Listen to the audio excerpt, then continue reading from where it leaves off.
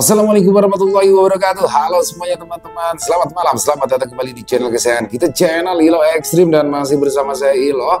Dimanapun teman-teman berada, semoga teman-teman selalu dalam keadaan sehat walafiat, tanpa kekurangan satu apapun. Amin amin ya robbal alamin. Dan pada kesempatan yang baik ini, kami akan membawakan satu kisah dari penulis asal Jawa Timur, Ibu Wahyu Suryani. Oh, kisah dari beliau pasti keren-keren banget. Ini adalah kisah favorit baru kita semua ya. Kisah Citra dan Abi. Wah, keren banget. Oh iya, buat teman-teman yang menjalankan ibadah puasa, kami ucapkan selamat menjalankan ibadah puasa. Semoga kuat sampai akhir ya, dan semoga ibadahnya diterima di bulan puasa ini. Oke, sebelum kita masuk ke dalam kisahnya, buat teman-teman mungkin yang belum subscribe, bisa diklik dulu tombol subscribe. Jangan lupa lonceng notifikasinya dinyalakan agar teman-teman selalu mendapatkan notifikasi dari konten-konten yang akan kami upload di setiap harinya. Kami juga ingin mengucapkan terima kasih ya kepada seluruh teman-teman yang sudah selalu setia hadir, yang sudah selalu mendukung kami. Karena teman-teman kami selalu bersemangat berkarya di setiap harinya. Gak pakai berlama-lama lagi, pasti udah gak sabaran kan untuk melihat kekonyolan si Bima. Kita langsung saja masuk ke dalam kisahnya. Budak horor on! Misteri di balik hilangnya Lina. Kisah Citra dan Abi. Guys, jangan lupa ya, kosongin jadwal nanti malam. Kita diundang dinner sama keluarga Bayu, kata Citra di dalam mobil setelah mereka selesai syuting. Siap kapten, kalau udah diundang sama calon mertua sih, apa sih yang enggak, kata Bima sambil mengerjap-gerjapkan mata genitnya. Oh iya, Mas Untung juga diundang ya. Soalnya bagaimanapun Mas Untung kemarin juga sudah hebat, luar biasa, bisa mengalahkan dua orang pemuda sekaligus, puji Citra. Iya nih, Mas Botak ternyata hebat juga deh. Eko nggak nyangka loh, Mas Botak juga punya ilmu bela diri. Jadi tambah cakep deh, kata Bima sambil mengitik-ngitik dagu Mas Untung yang sedang duduk di sebelahnya. Biasa aja Mas, untung ada Inyong. Kalau cuma lawan bocil-bocil seperti kemarin mah kecil, Mas Untung berkata sambil menjentik-jentikan jari kelingkingnya. Sombong amat deh bilang-bilang kecil. Iya, orang musuhnya aja cuma 2 ekor. Coba noh, kayak si Clarissa. Bisa enggak? Ye ngelawan 10 orang sekaligus, tanya Bima. Loh, jangan salah Mas, Inyong itu masih punya banyak jurus. Mau jurus apa? Jurus lumba-lumba selulup bisa, jurus lele matil bisa, sampai jurus kura-kura dalam perahu Inyong juga bisa Mas, kata Untung sambil tangannya bergerak-gerak memperagakan kemampuan bela dirinya. Jurus di pengetahuan ada enggak? Apa jurus monyet makan pisang yang gini nih? Goda Bima sambil memperagakan monyet garuk-garuk badan. Kalau jurus monyet Inyong belum bisa Mas, ilmu Inyong belum sampai di sana. Itu adalah ilmu tahap selanjutnya. Nah, jurus monyet hanya bisa dipelajari kalau sudah puasa muteh 7 hari Mas. Lah Inyong ya kencot wetenge angger puasa muteh Mas, jawab Mas Untung. Ngomong jorok ya Eko, saut Bima. Loh, jorok apa nih Mas? Tanya Mas Untung bingung. Itu tadi apaan tuh kenyot-kenyot? Balas Bima. Kok kenyot Mas? Bukan kenyot, pencot Mas. Pencot itu luweh alias lapar. Itu bahasa Inyong, bahasa Tegal, jawab Mas Untung. Citra yang tadi cuma bisa tertawa melihat 2 orang yang ajaib itu akhirnya ikutan nimbrung. Nanti malam pokoknya Mas Untung harus ikut loh ya. Waduh Mbak Kek, Inyong itu kalau disuruh makan-makan di rumah orang kaya suka riaku bingung Mbak Kek, kata Mas Untung. Emangnya kenapa Mas Botak? Sama aja keles mau diundang makan orang kaya kek, orang kismin kek, orang utan kek. Ya makan-makan aja. Mas Botak makan pakai tangan kan, gak pakai kaki, samber Bima. Ya iyalah Mas, tapi ya kepriben ya, Inyong orang biasa, orang kepenak. Mas Untung tampak segan. Apalagi harus duduk manis di meja makan pakai garpu sama pisau. Aduh, Inyong orang biasa, Inyong biasa jagung di lantai Mas. Sekali-kali kan gak apa-apa Mas Untung. Ya enak, ini kan kita sudah diundang sama orang. Citra memotong. Mboten Mbak, Inyong tunggu di mobil aja. Lagian Inyong kurang cocok sama makanan orang kaya seperti seteak, burger. Duh, apa maning itu ya? Itu sing panjang-panjang kaya mie itu loh. Oh iya, spaghetti. Inyong ora doyan Mbak, Inyong doyan itu makan pecel lele, soto tauco, atau lotek Mbak. Jawab Mas Untung. Dasar lidah yel lidah orang kampung. Bima menimpali. Malam itu, tepat pukul 7, Citra, Bima dan Clarissa sudah sampai di kediaman Bayu. Orang yang pertama kali keluar menyebut mereka bertiga adalah Ibunda Bayu. Ibunda Bayu langsung menyongsong Citra, memeluk dan menciumi kedua pipi Citra berkali-kali. "Terima kasih ya nak, terima kasih banyak. Tante tidak tahu apa lagi yang bisa Tante ucapkan sebagai ungkapan rasa terima kasih yang luar biasa ini. Kamu sudah memberikan rumah ini cahaya kembali. Tante juga sudah merasa jauh lebih sehat," katanya berkali-kali. Citra hanya bisa tersenyum sambil malu-malu melihat wanita itu memeluk dan menciuminya berkali-kali. "Sama-sama ya Tante, sudah kewajiban saya untuk membantu." Citra, Clarissa dan Bima lalu diajak masuk langsung ke ruang makan. Di sana sudah ada Ayah Bayu dan juga Diana yang duduk diapit oleh Bapak dan Ibu Amin.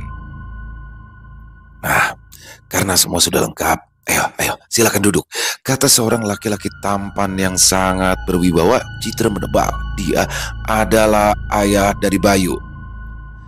"Pertama-tama, mari kita panjatkan puji syukur kehadirat Tuhan Yang Maha Esa. Karena kemurahan hatinya lah kita bisa berkumpul bersama-sama di sini dalam keadaan sehat walafiat. Yang kedua, alhamdulillah kita semua bisa berkumpul dan bersatu kembali utuh dalam satu ikatan keluarga." Papa Bayu berhenti sejenak lalu memandang semua yang hadir. "Diana sayang, sungguh merupakan kebahagiaan tidak ternilai karena kami bisa menemukanmu dan bersama denganmu lagi nak. Kamu jangan pernah berpikir bahwa kami melupakanmu. 20 tahun sejak kami kehilanganmu, namamu tidak pernah lepas dari doa-doa kami. Bahkan mamamu tetap menjaga kamarmu dan semua mainanmu tetap seperti saat kamu tinggalkan dulu. Semua tetap dijaga oleh mamamu karena besarnya rasa cinta kami padamu." Terdengar suara isak tangis dari Diana. "Dan kepada Bapak dan Ibu Amin, tidak ada sesuatu yang saya yakin bisa saya berikan sebagai hadiah yang pantas untuk mewakili rasa terima kasih saya kepada Bapak dan Ibu yang telah menemukan, menjaga dan juga merawat Diana selama 20 tahun ini," katanya sambil mengangguk hormat kepada Bapak dan Ibu Amin. Pak Amin tampak menunduk. "Bapak dan Ibu, sebelumnya saya mohon maaf ya yang sebesar-besarnya karena setelah saya menemukan putri Diana, saya tidak melaporkan kepada pihak yang berwajib. Ini semua bukan karena saya jahat Pak, tapi sungguh saya dan istri saya betul-betul sudah jatuh cinta saat kami pertama kali melihat Diana." Pak Amin di sini mulai menangis. Diana yang duduk di sebelah Pak Amin langsung memegang baunya. "Sudah 5 tahun lebih kami menikah, tapi Allah tidak juga memberikan kami keturunan. Kami mikir bahwa Diana mungkinlah jawaban dari Allah. Kami sungguh-sungguh menyayangi Diana Pak. Kami tidak sanggup kalau kami harus dipisahkan dengan dia," kata Pak Amin semakin keras menangisnya. "Buat Mas Bayu, Mbak Clarissa dan Mbak Citra, saya mohon maaf sedalam-dalamnya atas perbuatan saya yang kemarin yang menyebabkan terjadinya keributan. Jujur Mbak, Mas, saya panik saat Mas Bayu memberi saya foto Diana. Pikiran saya pertama adalah Diana akan diambil dari kami. Jadi sekali lagi mohon maaf," tambah Pak Amin di sela-sela tangisnya. "Sudah Pak, tidak ada apa-apa kok. Semuanya salah paham. Toh sekarang kita semua sudah di sini berkumpul menjadi satu keluarga," kata Bayu menenangkan. Tiba-tiba saja terdengar bunyi serok, serok dari samping Clarissa. Buru-buru Clarissa menoleh. Ternyata Bima sedang mewek sambil membuang ingus dengan tisu. Clarissa langsung mendelik. "Maaf Nek, aku nggak kuat deh kalau ada adegan-adegan drama beginian," jawab Bima sambil mewek lagi. "Saya paham Pak Amin, dan tidak ada niatan saya untuk mengambil Diana kembali." Semua pasang mata langsung melihat ke arah Ayah Bayu lagi. "Ya, betul. Diana bebas. Mau tinggal di sini boleh, mau pulang ke rumah Pak Amin juga boleh. Senyamannya Diana saja. Yang perlu Diana tahu sekarang adalah bahwa Diana sekarang punya 2 keluarga yang menyayanginya. Punya 2 orang ayah, punya 2 orang ibu, serta seorang kakak yang akan selalu siap menjaga dia. Kita didik dan rawat Diana bersama-sama Pak Amin," kata laki-laki itu penuh wibawa. Senyum tampak langsung mengembang di wajah Bapak dan Ibu Amin. "Dan teruntuk Citra, saya dan keluarga mengucapkan rasa terima kasih yang luar biasa atas bantuannya. Mungkin Tuhan memang mengirimkanmu untuk memberikan kebahagiaan kembali di rumah ini," katanya lagi. Citra hanya tertunduk malu dan Bayu memenanginya dengan tatapan yang sulit diartikan. "Oke, karena sudah malam, kita mulai saja ya. Sebelum hidangannya dingin," kata Ibunda Bayu. Mbak Wati, ayo mulai dituang-tuangkan supnya. Panggil Ibu Bayu kepada seorang pelayan dari arah dapur. Muncul seorang wanita berumur sekitar 40 tahunan keluar dengan wajah sendu. Sambil membawa wadah sup, dia lalu mulai menuang-nuangkan sup ke dalam wadah-wadah kecil yang diletakkan di sisi kiri setiap tamu. Ketika sampai di sebelah Citra, tidak sengaja mangkok sup Citra yang sudah terisi tersenggol oleh lengannya sehingga menyebabkan isinya tumpah semua. Bawati jelas kaget. Semua mata langsung menoleh ke arahnya. Ibunda Bayu segera bangun dari duduknya dan menghampiri Citra. Aduh, maaf ya, Mbak Wati pasti tidak sengaja. Biar segera diganti anak Citra. Gak apa-apa tante. Nggak kena baju kok, kata Citra sungkan Mbak Wati. Lalu dengan sigap segera mengangkat mangkok yang sudah tumpah itu untuk digantikan dengan yang baru. Kuah sup yang tumpah itu segera dilap. Karena sungkan, Citra langsung mengambil lap dari tangan Mbak Wati agar dia mengelap mejanya sendiri. Akan tetapi Mbak Wati menolak. Namun saat Citra bersentuhan dengan tangan Mbak Wati, tiba-tiba saja muncul bayangan dalam vision Citra kalau Mbak Wati tengah membuka brankas dan mengambil beberapa bendel uang yang ada di dalamnya. Segera saja Citra langsung melepaskan tangan Mbak Wati. Mbak Wati yang tidak tahu apa-apa masih saja terus melap meja Citra dan memberikan Citra mangkuk sup yang baru. Semua orang lalu menikmati hidangan dengan diselingi obrolan dan sedikit candaan. Mbak Wati masih berdiri di sebelah dapur menunggu perintah selanjutnya dengan wajah yang gelisah. Sebentar-sebentar matanya melihat ke arah jam yang menempel di dinding. Sebentar-sebentar dia juga melihat gadget yang ditaruh di saku celemeknya. Semua gerak-gerik Mbak Wati diam-diam diperhatikan oleh Citra. Sehingga akhirnya selesai juga acara makan malam. Ayah Bayu dan Pak Amin tampak melanjutkan obrolan di ruang keluarga, sedangkan yang lain-lain pergi menuju ke taman. Keluarga Pak Amin memang berencana untuk menginap malam ini, akan tetapi Citra yang besok pagi-pagi sekali masih harus syuting segera meminta izin untuk pulang. Setelah berpamitan kepada semua orang, Bayu pun mengantar Citra keluar. Bim, Claris, kalian berdua bisa masuk mobil duluan deh. Ada hal yang ingin aku bicarakan dengan Bayu, pinta Citra. Baik, maaf, ada yang ingin aku tanyakan. Apa di kamar pembantu kamu ada brankas? Tanya Citra setelah Clarissa dan Bima masuk ke dalam mobil. Hah? Bayu kebingungan dengan pertanyaan Citra. Maksud kamu apa ya? Maksud aku, apakah di kamar pembantu itu ada brankas uang? Ulang Citra. Ya tentu aja nggak ada dong, Cit. Kamu itu aneh-aneh aja deh pertanyaannya. Jelas brankas hanya ada di kamar orang tuaku lah. Kirain kamu mau tanya kapan kita berdua bisa dinner. Jawab Bayu sambil terkekeh. Citra menunjukkan wajah serius yang membuat Bayu langsung berhenti terkekeh. Emangnya ada apaan sih? Kok kayaknya serius amat deh? Tanya Bayu heran. Baik, aku mau minta maaf. Boleh aku jujur sama kamu? Tapi please, simpen rahasia ini. Sebenarnya aku bisa melihat sesuatu yang akan datang, yang telah lalu, atau melihat sesuatu hanya dengan menyentuh orang ataupun barang. Jelas Citra. Oh, sudah kuduga, kata Bayu. Seperti mendapat gift kan? Sejak kapan kamu bisa? Tanyanya. Itu gak penting. Kapan-kapan aku akan ceritakan. Tapi yang mau aku katakan, Citra menarik nafas panjang. Pembantu rumah tangga kamu, Mbak Wati, aku lihat dia mengambil uang dari brankas milik orang tuamu. Bayu terkejut dan memandang Citra dengan tatapan tidak percaya. Nanti dulu, maksud kamu Mbak Wati itu mencuri uang ibuku? Tanyanya meyakinkan. Citra hanya mengangguk. Enggak mungkin. Mbak Wati itu sudah ikut keluarga kita sejak dia masih gadis, sampai dia punya anak yang sudah SMA. Bahkan sejak Diana belum lahir, dia sudah bekerja di sini. Kalau memang dia butuh uang, dia tidak perlu mencuri kok. Ibuku pasti akan memberikan berapapun yang Mbak Wati butuhkan, karena dia itu sudah kami anggap seperti saudara sendiri, kata Bayu. Aku juga gak tahu apa alasannya, tapi itu yang aku lihat dari visionku saat aku tidak sengaja menyentuh tangannya tadi. Saranku sih, coba kamu awasi dia beberapa hari ini. Mudah-mudahan aja aku salah. Lagi pula aku perhatiin dari tadi dia tampak gelisah. Mungkin ada sesuatu yang sedang dirahasiakannya. Jadi sekali lagi, sebaiknya kamu awasi dia beberapa hari ini untuk menghindari hal-hal yang tidak diinginkan. Terang Citra. Oke, oke. Baik, terima kasih untuk sarannya. Kalau memang benar ya, aku nggak tahu lagi deh harus bagaimana membalas semua bantuanmu kepada keluargaku. Kata Bayu lagi. Citra hanya tersenyum. It's okay, Bay. Itulah gunanya teman. Teman. Yakin hanya teman? Tanya Bayu. Citra hanya tersenyum lalu berjalan menuju ke mobil. Pak Untung yang melihat Citra langsung membukakan pintu untuknya. Loh iya, aku sampai lupa. Kan harusnya tadi Pak Untung itu ikut masuk ya dan makan malam bersama kami. Kata Bayu ketika dia melihat Untung. Sudah Mas, Inyong sudah makan. Sampun matur nuwun. Kata Mas Untung. Kalau begitu sih saya jadi nggak enak. Oh ya gini aja.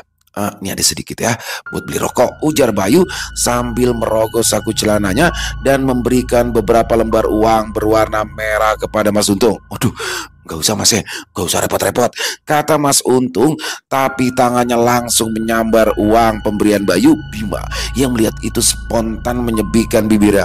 Ih, gak usah, tapi disosor juga. Dasar pentol korek. Alhamdulillah, terima kasih Mas. Rezeki emang gak kemana ya. Untung tadi Inyong gak ikut makan.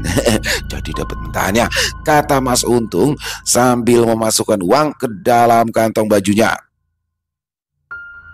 2 hari kemudian, Citra mendapat telepon dari Bayu. Halo Cit, wah ternyata benar deh apa yang kamu katakan kemarin. Mbak ini mengambil uang dari berangkas milik ibuku. Untung aku udah nyuruh pembantuku yang lain mengawasi Mbak beberapa hari ini. Alhamdulillah kalau Mbak ketahuan. Tapi apa alasannya, Bay? Bukankah kamu bilang kalau Mbak sudah lama ikut keluargamu dan sudah dianggap keluarga sendiri? Kok tega banget sih dia mencuri? Tanya Citra. Nah, itulah yang aku mau katakan, Cit. Kamu bisa ke rumahku nggak? Biar nanti Mbak sendiri deh yang menceritakan padamu semua alasannya, kata Bayu. Waduh, kalau hari ini aku full syuting sampai malam, tapi besok aku free kok. Oke, kalau gitu besok pagi aja ya aku ke rumahmu, jawab Citra. Keesokan paginya, Citra, Clarissa dan Bima sampai di rumah Bayu. Mereka langsung masuk ke ruang tengah. Di sana sudah ada Mbak Wati yang sedang duduk di karpet dengan wajah tertunduk. Apa ibumu juga sudah tahu kejadian ini, Bay? Tanya Citra. Oh enggak. Aku memang sengaja tidak memberitahu ibu kalau Mbak Wati berniat mengambil uang di berangkas. Dan untungnya sekarang beliau sedang pergi keluar kota. Kalau enggak, aduh, aku takut ibuku kecewa. Karena Mbak Wati ini adalah salah satu orang kepercayaan ibuku. Itulah sebabnya Mbak Wati bahkan diberitahu nomor kode berangkas. Karena saking percayanya ibuku dengan Mbak Wati. Cerita Bayu kepada Citra. Apa alasan Mbak Wati mau mengambil uang? Apa Mbak Wati butuh uang? Bukannya kamu bilang berapapun yang Mbak Wati mau pasti diberikan oleh ibumu? Tanya Citra. Nah, kalau itu biar Mbak Wati aja yang cerita ya. Mbak Wati, panggil Bayu kepada Mbak Wati yang masih duduk bersimpuh. Wanita yang dipanggil namanya itu menengadahkan kepalanya. Wajahnya yang sudah lesu tampak semakin pucat. Matanya sembab karena terlalu banyak menangis. Mbak Wati, ceritakan saja mulai awal, seperti yang kemarin diceritakan kepada saya, pinta Bayu. Mbak Wati tampak semakin sedih. Berkali-kali dia mengusap air matanya. Sebelumnya saya minta maaf Mbak dan Mas semua. Bukan niat saya untuk mengambil uang Nyonya. Demi Tuhan, sebenarnya saya tidak berani. Jangankan uang, makanan saja, kalau saya tidak dikasih saya tidak berani ambil. Tapi saya Mbak Wati tidak berani melanjutkan ucapannya. Kenapa Mbak? Ceritakan saja pada saya, kata Citra pelan, matanya memandang teduh kepada Mbak Wati untuk memberikan kekuatan kepada wanita itu. Ceritakan saja dari awal Mbak, pinta Bayu tiba-tiba. Saya memiliki seorang anak gadis Mbak. Dia baru sekolah SMA. Dia anak saya satu-satunya. Setelah ayahnya meninggal, dialah penguat saya dalam hidup saya. Namanya Lina. Dia gadis yang pendiam, tidak banyak bicara, sehingga dia hampir tidak punya teman. Akan tetapi, suatu hari dia cerita sama saya kalau dia berkenalan dengan seorang pemuda dari Facebook. Dia tampak senang sekali. Baru kali ini dia kelihatan bahagia dan banyak bercerita pada saya tentang teman Facebooknya yang baru, namanya Ari. Dia juga sudah pernah ke rumah dan berkenalan dengan saya. Anaknya ramah dan menurut saya baik, Mbak. Walaupun usianya tampak sudah dewasa, tapi saya pikir selama Lina bahagia, saya pun pasti akan bahagia. Ada nada penyesalan dari cerita Mbak Wati. Sampai suatu hari, Lina meminta izin kepada saya untuk pergi menonton dengan Ari. Karena saya sudah merasa kenal, maka saya izinkan. Tapi sampai larut malam saya tunggu-tunggu kok mereka tidak pulang-pulang. Bahkan sampai keesokan harinya, handphone Lina saya hubungi pun tidak bisa. Saya khawatir. Tapi siangan saya dapat telepon dari Ari. Katanya Lina sekarang ada sama dia dan dia minta uang 100 juta rupiah. Atau kalau tidak Lina akan dia jual, Mbak. Mbak Wati sampai hampir tidak bisa meneruskan ceritanya karena ia keburu menangis. Saya bingung, Mbak. Dari mana saya mendapatkan uang itu? Karena dia mengancam kalau dalam waktu sampai 5 hari saya tidak memberikan uangnya, maka Lina akan dijual. Makanya saya nekat. Pikiran saya sudah buntu. Saya tidak tahu harus cari uang kemana lagi, Mbak. Katanya di sela-sela tangisnya. Loh, kenapa Mbak Wati nggak mau cerita aja sih sama Mama? Hah? Pasti Mama mau bantu, Mbak. Tanya Bayu. Saya tidak berani, Mas. Saya itu diancam. Tidak boleh cerita ke siapa-siapa. Jawab Mbak Wati. Ini sudah kriminal namanya, Mbak. Ini human trafficking loh, kejahatan besar. Kenapa kok nggak lapor polisi aja, Mbak? Tanya Citra. Jangan, Mbak, jangan. Tolong saya mohon jangan lapor polisi. Jangankan ke polisi, bicara ke orang lain saja saya sebenarnya sudah nggak boleh. Saya diancam, Mbak. Kalau saya seandainya bicara ke orang lain tentang masalah ini atau lapor ke polisi, Lina akan dibunuh, Mbak. Tangis Mbak Wati kembali pecah. Citra hanya menggeleng-gelengkan kepalanya bingung.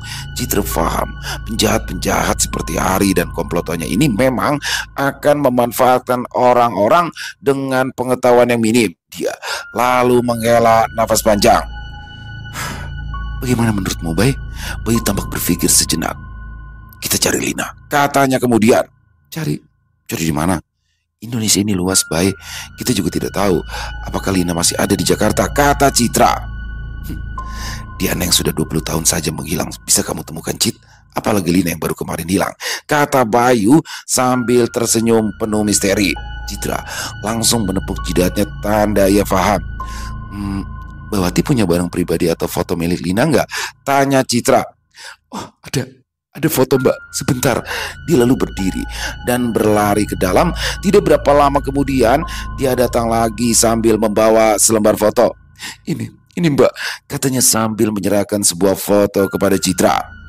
Citra mengambil foto itu dan mulai memejamkan matanya sebentar. Seketika itu juga dia melihat seorang gadis yang duduk dengan lesu di sebuah ruangan. Tidak hanya Lina, tapi juga ada beberapa gadis lainnya yang duduk di sebelah Lina. Ya, aku melihatnya. Dia seperti berada di sebuah ruangan seperti kamar. Tidak hanya Lina, tapi ada juga beberapa orang gadis yang sepertinya disekap juga, kata Citra. Clarissa dan Bima yang masih belum tahu kelebihan Citra hanya saling memandang bingung. Tapi di mana, Cit? Di Jakarta atau di luar Jakarta? Tanya Bayu. Itu aku tidak tahu. Aku hanya bisa melihat ruangan saja, jawab Citra. Tapi aku bisa merasakan kehadiran dirinya. Sepertinya dia tidak terlalu jauh, tidak sampai keluar kota Jakarta. Karena kehadirannya aku rasakan masih kuat, tambah Citra lagi. Oke. Apa kamu bisa mendeteksi keberadaan Lina kalau kamu semakin dekat dengan dia? Tanya Bayu lagi. Mudah-mudahan bisa ya, jawab Citra sambil memegang erat foto Lina. Oke, kalau gitu ayo kita berangkat. Kita pergi ke tempat feelingmu berkata. Kita akan latih sampai seberapa besar kemampuanmu, kata Bayu sambil mengedipkan sebelah matanya kepada Citra. Akhirnya Bayu, Citra, Clarissa, Bima, dan Bawati pergi untuk mencari keberadaan Lina. Mas Untung hanya berjalan mengikuti arahan Citra, belok kiri, belok kanan, ataupun lurus. Sampai akhirnya mobil mereka berhenti di sebuah perumahan baru yang ada di pinggiran kota Jakarta. Aku merasakan kehadiran Lina yang sangat kuat di sini, kata Citra.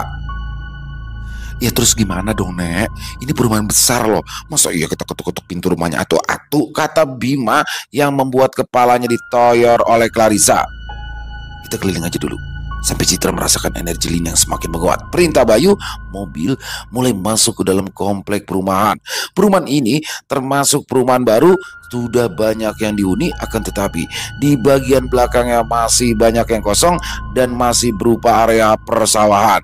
Mereka terus berjalan sampai belakang perumahan.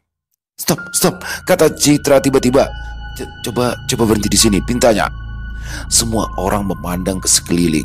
Ada beberapa rumah yang memang tampak kosong, ada yang berpenghuni karena ada banyak sandal atau kendaraan terparkir di luar. Akan tetapi memang perumahan ini termasuk sepi karena mungkin siang hari seperti ini penghuninya sedang bekerja atau istirahat siang.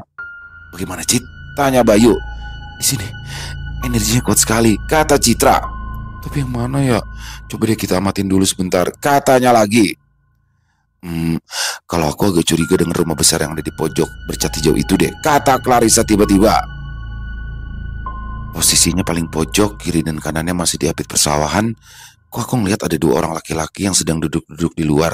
Apa mungkin di cuaca terik dan sepanas ini ada yang mau duduk-duduk di teras kayak gitu? Kalau memang tidak bermaksud menjaga sesuatu, katanya lagi. Semuanya langsung melihat ke arah rumah besar yang ada di pojokan bercat warna hijau. Oh iya, kamu betul. Rumah pojok itu memiliki dua pintu yang menghadap kiri dan kanan. Tadi waktu memutar aku juga melihat ada satu orang yang duduk-duduk juga di pintu satunya, kata Bayu menambahkan. Mau kita cek nggak? Tanya Clarissa. Ayo, yang lain biar tunggu di sini. Biar aku sama Clarissa aja yang turun, kata Bayu. Clarissa segera turun menyusul Bayu. Sebelumnya dia ambil dulu rokok dari saku bajunya, disulutnya dan dihisapnya dalam-dalam. Lalu ia berjalan perlahan.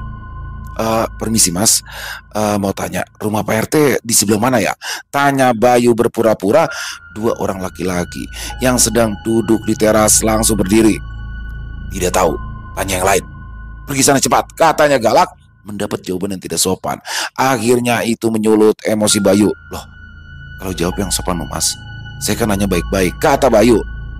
Tidak ada sopan-sopanan buat pengemis. Ayo pergi. Penjaga rumah itu langsung mendekati Bayu dan bermaksud mendorong tubuhnya, akan tetapi dengan sigap ditangkapnya tangan orang itu dan ditekuknya ke belakang. Dia langsung berteriak, tidak menyangka akan mendapat perlawanan. Temannya yang masih duduk itu langsung berlari hendak menolong, akan tetapi Clarissa dengan cepat menendang perutnya dan dia langsung surut mundur ke belakang. Sementara itu di dalam mobil, aduh nek, bakal perang lagi nih. Sebel deh Eke. Udah kerja Eke di film, hidup Eke juga udah kayak main film aja. Kerjanya berantem mulu. Kesel deh Eke. Lagian kasihan dong Eke lihat Clarissa. Ntar kalau ada apa-apa lagi gimana nek? Mana tuh orang-orang yang badan gede-gede banget lagi kayak King Kong, kata Bima lagi. Nah, bagus tuh. Sekalian aja lu bantu si Clarissa sama Bayu. Masa cuma mereka doang yang main film laga, lu cuma diem aja di dalam mobil. Lagian gue sebenarnya juga khawatir. Clarissa kan baru keluar dari rumah sakit, kata Citra. Ini nih Mas Botak yang katanya ilmunya tinggi, segala macam ilmu di kebun binatang dia bisa. Mas Botak, bantuin itu ayam Bayu sama si Clarissa, kata Bima. Waduh, ilmu nenyong baru tahap awal mas cuma bisa ngelawan bocil-bocil.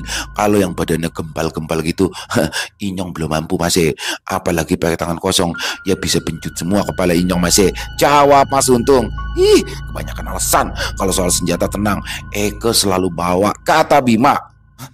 Lu tuh selama ini pergi bawa senjata Bim? Tanya Citra heran. Iya dong, ini nih senjata Eke, Bima lalu melepas sepatu high heelnya. Tara, ini dia senjata Eke. High heel gue ujungnya tajam nek, setajam lidah tetangga. Mas Botak, ini satu buat Mas Botak, satu lagi buat Eke. Kita turun yuk, bantu Clarissa, kata Bima dengan yakin. Oke, ayo Mas Untung ada sepatu nih Mas kata Mas Untung sambil turun dari mobil. Bayu dan Clarissa tampak sibuk melawan dua orang penjaga di pintu depan, sedangkan Mas Untung dan Bima memutar di pintu satunya yang dijaga oleh satu orang juga yang berbadan besar. Tanpa menunggu lama, Mas Untung langsung menyerang dia dengan jurus banteng menyeruduk miliknya. Penjaga yang terkejut karena diserang Mas Untung tiba-tiba jadi kelabakan. Dia lalu berusaha menyerang Mas Untung balik. Akan tetapi tiba-tiba Bima muncul sambil memukul-mukuli tubuh penjaga itu dengan sepatu high heels berujung runcing. Ih, nakal ya kamu. Sebel deh Eke. Ini rasain ujung sepatu Eke, kata Bima sambil terus memukul-mukulkan sepatunya. Mendapatkan serangan brutal dari orang aneh bin ajaib itu, tentu saja penjaga itu menjadi kewalahan. Dia pun langsung mundur dan kabur. Yes, kita menang Mas Botak. Tos dulu dong, seru Bima kegirangan lalu bertos dengan Mas Untung. Ya Mbak, untung ada Inyong ya, katanya dengan bangga. Sementara itu di depan, Clarissa dan Bayu berhasil melumpuhkan 2 orang penjaganya. Mereka berdua langsung masuk ke dalam. Di dalam tampak sepi. Mereka membuka semua pintu kamar sampai pada kamar yang paling ujung. Saat pintu kamar itu dibuka, tampaklah seorang pria tengah menodongkan senjata kepada salah satu gadis, dan 3 orang gadis lainnya tampak berdiri saling menempel karena ketakutan. Letakkan senjata Bubung. Polisi sudah saya hubungi dan akan segera menuju ke sini, kata Bayu. Jangan macem-macem. Sebelum polisi datang, lu berdua sama gadis-gadis bodoh ini udah jadi mayat, katanya lagi. Gadis yang sedang ditodong senjata itu mulai menangis ketakutan, tapi Bayu justru tersenyum sinis. Coba, ayo.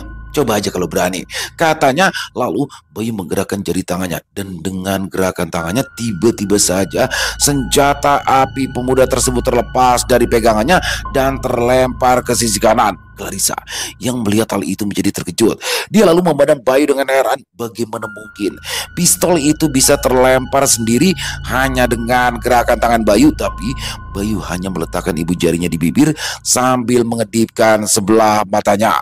Pemuda itu panik. Ia langsung mendorong gadis yang sedang dipegangnya sampai gadis itu terjungkal. Untung dengan cepat ditangkap oleh Clarissa. Sedangkan pemuda itu mencoba kabur, tapi Bayu segera merangsek maju dan menghadiahi beberapa pukulan ke wajah dan perut pemuda itu sampai pemuda itu jatuh pingsan tak berdaya.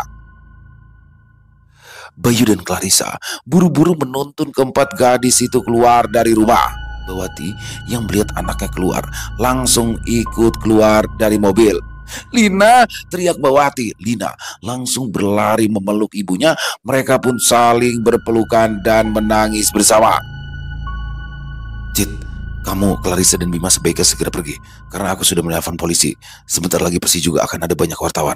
Aku takut nanti mereka melihat kalian malah akan muncul berita yang enggak deh, kata Bayu. Iya betul juga Cit, ayo kita pergi aja, kata Clarissa. Terus kamu gimana, Bay? Tanya Citra. Sudah, jangan pikirkan aku. Aku tahu apa yang harus aku lakukan, jawab Bayu. Dan akhirnya Citra pun segera pergi meninggalkan perumahan itu. Sekarang lu udah gak bisa mengelak lagi, Cit. Lu kudu cerita sama gue.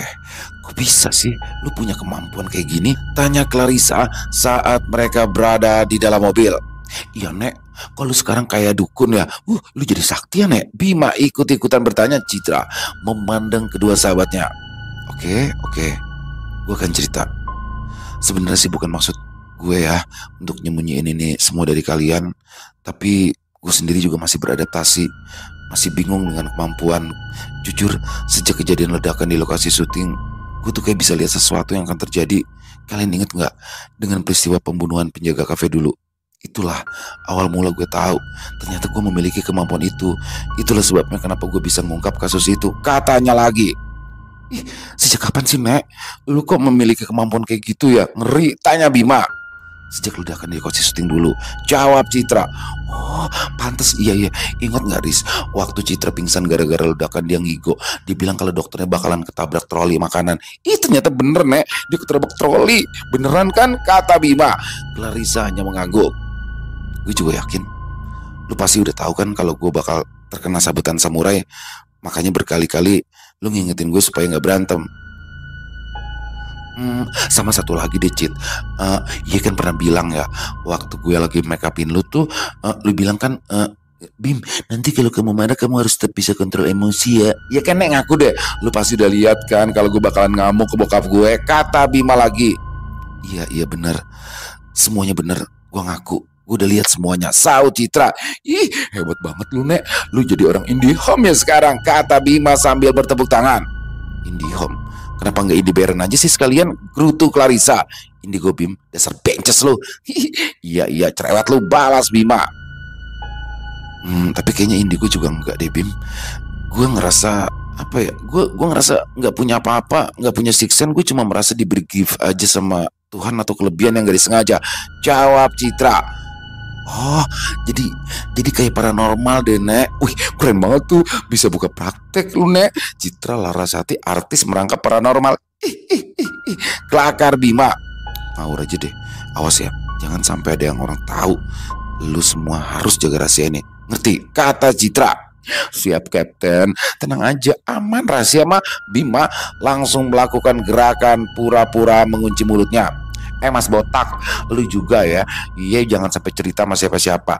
Ini rahasia kita berempat. Kalau sampai lu bilang ke orang-orang, kelindes lu jadi perkedel. Ancam Bima. Siap Mas, tenang aja. Untung Inyong orangnya pinter nyimpen rahasia. Jawab Mas Untung. Keesokan harinya, setelah kejadian terbongkarnya kasus sindikat human trafficking, beritanya pun banyak muncul di surat kabar, baik media cetak maupun media elektronik. Nama Bayu banyak disebut-sebut sebagai salah satu orang yang membantu pihak kepolisian untuk mengusut tuntas kasus ini. Halo baik, gimana kabar? Tanya Citra setelah membaca surat kabar tentang masalah penculikan Lina. Alhamdulillah baik, Cit. Oh sorry ya, aku masih belum sempat kasih kabar ke kamu karena masih sibuk bolak-balik kantor polisi. Jawab Bayu. It's okay baik. Aku cuma mau tahu aja kelanjutan kasusnya sama mau memastikan kamu nggak nyebut-nyebut namaku sama sekali kan? Tanya Citra sambil tertawa. Tenang aja Cit, aman-aman itu. Dan kalau mengenai proses kelanjutan kasusnya sudah mulai diproses pihak berwajib. Ternyata laki-laki yang mengajak berkenalan dengan Lina itu hanyalah orang suruhan Cit. Jadi itu memang sindikat besar. Tugas dia memang menarik para gadis-gadis ya untuk pura-pura dijadikan pacar. Dengan modal ganteng dan keterangan palsu di media sosial, ya dia mulai operasi tuh, mencari gadis-gadis muda yang masih polos. Akhirnya diajak kenalan, dipacari, barulah dibawa kabur. Ketiga gadis yang aku temukan selain Nina kemarin juga hasil dari Facebook dengan modus operandi yang sama. Cerita Bayu. Iya, memang setahu aku ini akan melibatkan sindikat jaringan besar. Dan aku sudah mengira kalau Ari itu hanya orang suruhan saja, bukan dia otak sebenarnya. Masih ada lagi yang ada di atas dia. Terang Citra. Ya maka itu kamu ya sebagai publik figur sepertinya perlu deh mengkampanyekan masalah tentang human trafficking ini, Cit. Tanya Bayu. Ya tentu dong, aku selalu mendukung program pemerintah untuk memberantas human trafficking. Jawab Citra. Nek, yuhu. Terdengar suara Bima yang berteriak kegirangan setelah mereka selesai syuting malam itu. Lihat dan Nek, Mama Eko WA, katanya beliau udah sembuh total dan besok mau bikin selamatan pindahan rumah deh ke rumah yang baru. Rumah baru? Apartemen baru keles, ujar Clarissa memotong. Iya, apartemen baru. Besok malam jangan lupa pada datang ya. Sekalian Eke mau meresmikan grup baru Eke. Hah? Grup apaan sih Bim? Grup topeng monyet, goda Clarissa. Ih sembarangan aja kalau ngomong deh. Jadi begini ya, Eke sudah memutuskan kalau Eke dan Mas Botak akan membentuk grup duo. Namanya Duo Pendekar High Heel Pemberantas Kejahatan. Ih keren kan, kata Bima. Clarissa dan Citra saling pandang lalu ngakak bersamaan. Ih malah pada ketawa. Padahal ini ada sebuah ide yang paling brilian. Coba kalau nggak ada kita berdua kemarin, Eke jamin deh si Clarissa nggak bakal selamat. Iya kan Mas Botak? Tanya Bima kepada Mas Untung yang sedang fokus menyetir. Betul Mas, untung ada Inyong. Jawab Mas Untung. Mantap. Selesai. Oh luar biasa kan kisah dari Bu Ayu dia. Di sini bagaimana? Ada si Untung, lama-lama ini juga si Untung ya, Untung Inyong ya. Aduh itu jadi apa namanya? Jadi kolaborasi yang apik tuh antara Untung dan Bima tuh. Dan dia sekarang bikin duo lagi kan, duo high heel. Wah pakai sendal ini loh, sendal hak tinggi loh. Luar biasa bagaimana akhirnya di sini Citra ya dengan kelebihannya, visionnya bisa melihat sesuatu di masa depan dan maupun di masa lalu dengan cukup hanya memegang tangan ataupun benda orang. Di situ bisa digunakannya dengan baik. Dan sekali lagi di sini Citra, tapi kali ini bersama Bayu ya, bukan Abi. Kalau Bayu sama Abi musuhan nih, kayaknya bakalan ada cinta segitiga nih. Keren pagi banget. Terima kasih buat Bu Bayu dia atas kisahnya yang luar biasa ya, sangat menghibur sekali. Tokoh-tokohnya juga kuat-kuat banget. Ada Clarissa yang cewek tomboy ngerokok jago berantem, ada Bima yang badannya tinggi gede tapi kemayu, ada Untung Inyonge sekarang ya kan, Untung Inyonge, dan lalu juga ada Bima, dan lalu juga di sini ada Abi dan Bayu ya, dua lelaki ganteng kaya tapi juga punya kemampuan misterius. Kalau Abi itu bisa menyembuhkan luka seret langsung sembuh. Nah, Bayu bisa menggerakkan dengan jarinya dia. Keren banget ya. Dan Citra pastinya sebagai tokoh utama, sebagai orang bisa melihat masa depan ataupun flashback masa lalu. Keren. Terima kasih Bu Ayu atas kisah yang luar biasa, dan semoga kisah barusan bisa menghibur teman-teman semua ya, para pecinta penikmat horor misteri. Lebih khususnya lagi kepada para subscriber dari channel ILO Extreme. Buat teman-teman mungkin yang punya komentar lain, yang punya pendapat lain, bisa menuliskan di dalam kolom komentar ataupun hanya sekedar saling menyapa. Insya Allah kami akan menjawab satu persatu. Dan buat teman-teman yang suka dengan videonya, bisa diklik tombol like atau boleh juga ya dibantu di share link videonya ini ke teman-teman yang lain agar juga ikut merasa terhibur. Dan sekali lagi, buat yang belum subscribe, bisa diklik dulu tombol subscribe ya, jangan lupa lonceng notifikasinya dinyalakan agar teman-teman selalu mendapatkan notifikasi dari konten-konten yang akan kami upload di setiap harinya. Dan untuk channel ILO Extreme, kami upload setiap hari teman-teman ya, setiap malam jam 7 malam waktu Indonesia bagian Barat. Oh iya, buat teman-teman yang mungkin punya cerita horor misteri ya, yang diangkat dari kisah nyata yang berdasarkan pengalaman pribadinya, apabila mungkin berkenan untuk ceritanya dibawakan di channel kami, silakan bisa mengirimkannya ke nomor telepon kami yang ada di bawah sini, dan bebas ya, kirimannya itu boleh dalam bentuk suara, rekaman suara, boleh dalam bentuk tulisan, bebas, pokoknya senyamannya teman-teman aja. Dan buat teman-teman yang sudah mengirimkan kisah, kami ucapkan terima kasih. Buat teman-teman yang sudah mengirimkan kisah tapi belum sempat dibawakan, harap bersabar ya, karena harus melalui proses penggarapan terlebih dahulu. Di akhir kata, saya ILO mengucapkan permohonan maaf apabila mungkin dalam pembawaan kisahnya ada kata-kata saya yang salah ataupun ada kata-kata saya mungkin yang berkenan. Saya mohon dibukakan pintu maaf yang seluas-luasnya. Sampai berjumpa lagi di konten-konten kami selanjutnya yang pasti tidak kalah ngerinya, pasti tidak kalah seramnya. Masih bersama saya ILO di channel ILO Extreme. Salam sehat, sukses selalu untuk kita semua. Assalamualaikum warahmatullahi wabarakatuh.